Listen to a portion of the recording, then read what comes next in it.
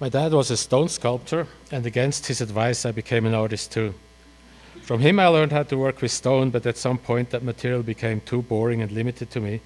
So I switched to metal and started to build airplanes and machines. This guy here is about 4 feet across and is made to be hanging from a wire. The one here is a little smaller, about 3 feet, and it's also a hanging piece. I have no idea how many planes and plane-like contraptions I've built over the years, lots. My airplanes always had a resemblance to insects. I always tried to give them personality and character, like they have a life of their own.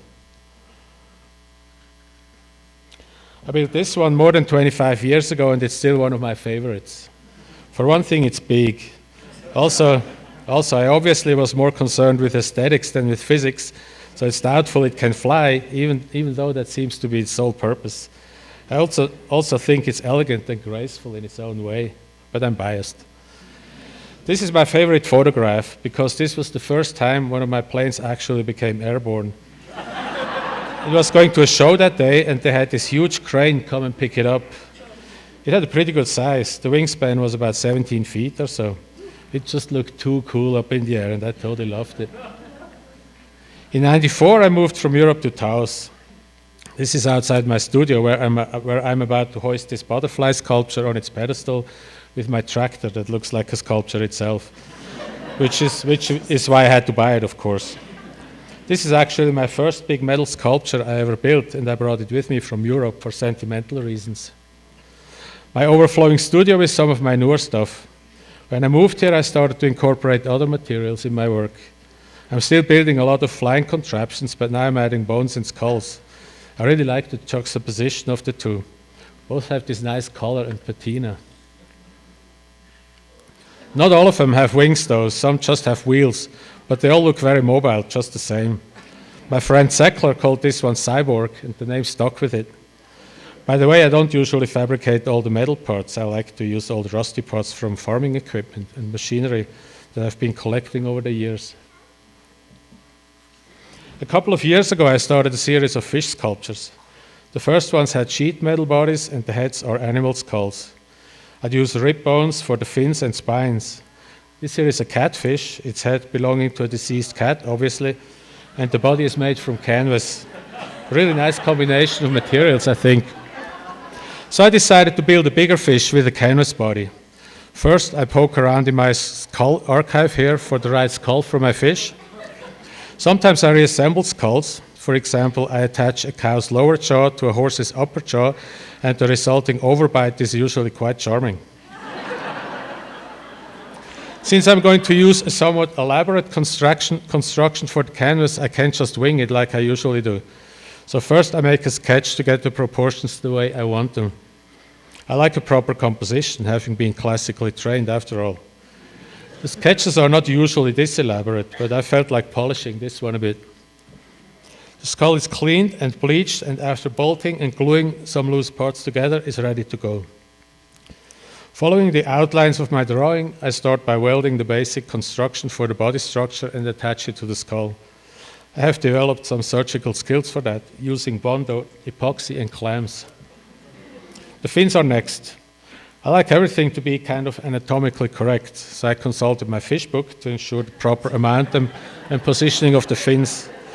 Next, I'm going to cut cardboard templates according to my layout here, and then use the templates to cut the fins out of sheet metal.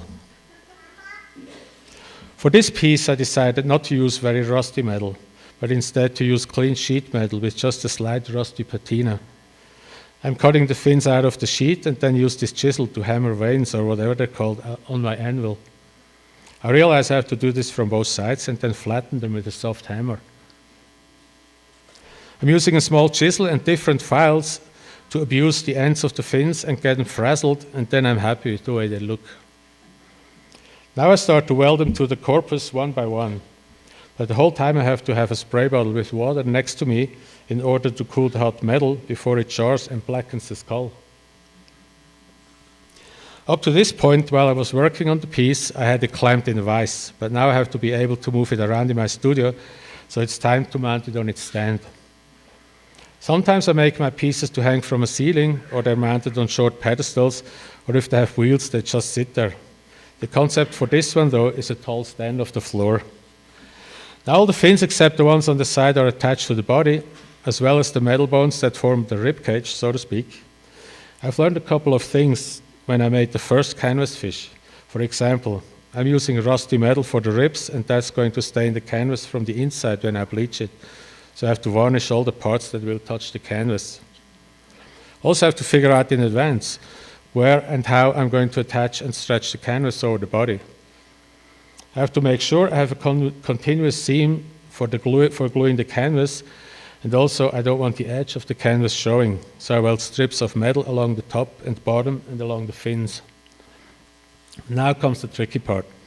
It's not like stretching a canvas for a painting. I have to stretch it over a bulging surface, and I don't want any wrinkles visible. I realize I'll have to cut the canvas somewhere, so inch by inch I stretch and glue and stretch and glue, and finally manage to have no wrinkles and the cut where it's not visible, and I'm very proud of myself. Now to the final touches. The skull needs some minor cosmetic surgery, like a nose job and some staples.